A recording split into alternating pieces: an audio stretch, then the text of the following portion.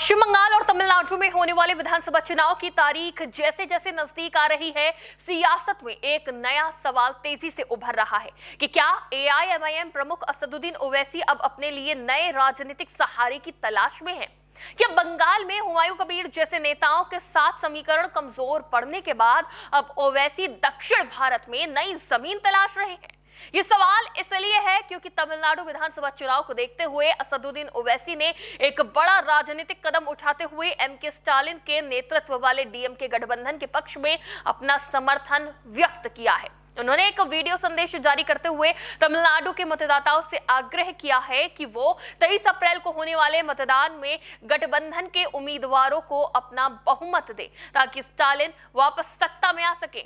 आखिर क्या है पूरा मामला, चलिए आपको बताते हैं। नमस्कार, टीवी 24 नेटवर्क देख रहे हैं आप, मैं हूं आपके साथ शिखा मेहरोत्रा।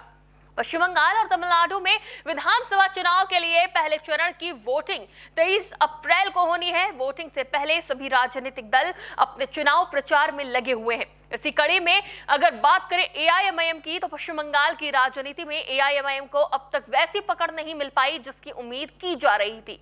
मुस्लिम वोट बैंक पर मजबूत दावेदारी रखने वाली ममता बनर्जी की पार्टी टीएमसी पहले से ही इस स्पेस पर काबिज है। ऐसे में एआईएमआईएम का विस्तार सीमित ही नजर आ रहा है और स्थानीय स्तर पर सहयोगी चेहरों की कमी भी साफ दिखाई दे रही है।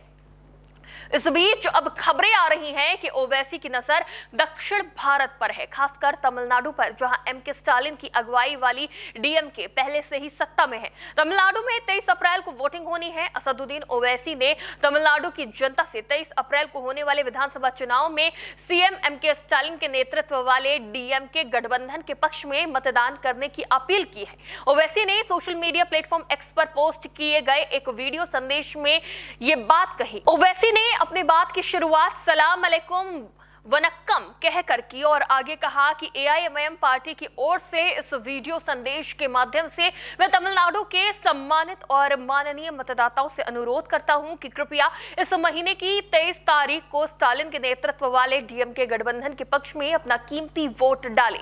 उन्होंने आशा और अपेक्षा जताई कि मतदाताओं के आशीर्वाद और समर्थन से स्टालिन वापस सत्ता में आएंगे। अपने संदेश में ओवैसी ने यह भी जानकारी दी कि उनकी पार्टी एआईएमआईएम और तमिलनाडु के प्रमुख वकील अहमद ने पहले ही स्टालिन के नेतृत्व वाले डीएमके गठबंधन का समर्थन करने की घोषणा कर दी है।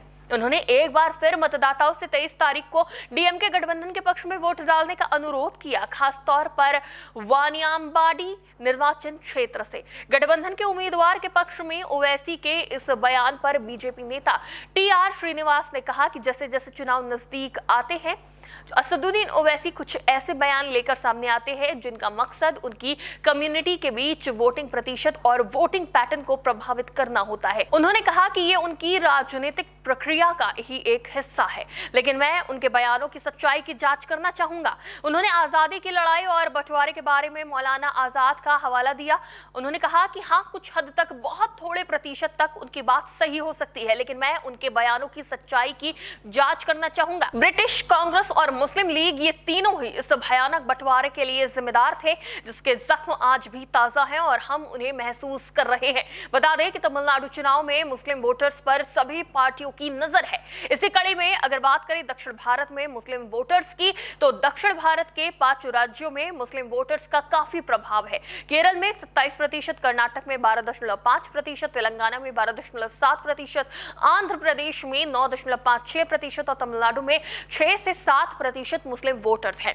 आपको बता दें कि तमिलनाडु में 234 विधानसभा सीटें हैं, जहां मुस्लिम वोट हर सीट पर निर्णायक नहीं है, लेकिन लगभग 25 से 30 सीटों पर उनका सीधा असर माना जाता है। कुछ सीटों जैसे रामनाथपुरम, वेल्लोर, कड्डयनल्लूर आदि में उनका वोट 20% से अधिक तक होता है, यानी ये 30 के आसपास सीटों पर गेम बदल सकते हैं। इसलिए एआईएमआईएम वहां अपने संगठन को मजबूत करने के साथ साथ डीएमके के साथ तालमेल बढ़ाने की कोशिश में है। हालांकि डीएमके की राजनीति पहले से ही सेक्युलर और क्षेत्रीय मुद्दों पर केंद्रित रही है। ऐसे में सवाल ये भी है कि क्या डीएमके को एआईएमआईएम के सहारे की जरूरत है या ये सिर्फ ओवैसी की रणनीति का हिस्सा है। बता दें कि पहले बंगाल में एआईएमआईएम ने अपना स्तर बढ़ाने की कोशिश की। इस दौरान ओवैसी को हुमायूं का साथ भी मिला, लेकिन हुमायूं पर लगे आरोपों की वजह से दोनों का गठबंधन टूट गया। ओवैसी अब उन राज्यों पर फोकस कर रहे हैं जहां क्षेत्रीय दल मजबूत है और जहां वो सीमित सीटों पर प्रभाव डाल सकते हैं, यानी बड़ी जीत नहीं, लेकिन ओवैसी किंग मेकर बनने की रणनीति पर काम कर रहे हैं। जिसके बाद सवाल अब ये है कि क्या बंगाल में ओवैसी की कमजोर पड़ती जमीन के बाद क्या तमिलनाडु ओवैसी का नया सियासी ठिकाना बनेगा? क्या डीएमके और एआईएमआईएम का गठजोड़ इस विधानसभा चुनाव में सफलता दिला पाएगा या नहीं? इन तमाम सवालों के जवाब अब आने वाली 4 मई को ही साफ हो पाएंगे। इस गठबंधन पर आपकी क्या राय है, हमें कमेंट करके जरूर बताएं। फिलहाल के लिए इतना ही। देखते रहिए TV24 नेटवर्क।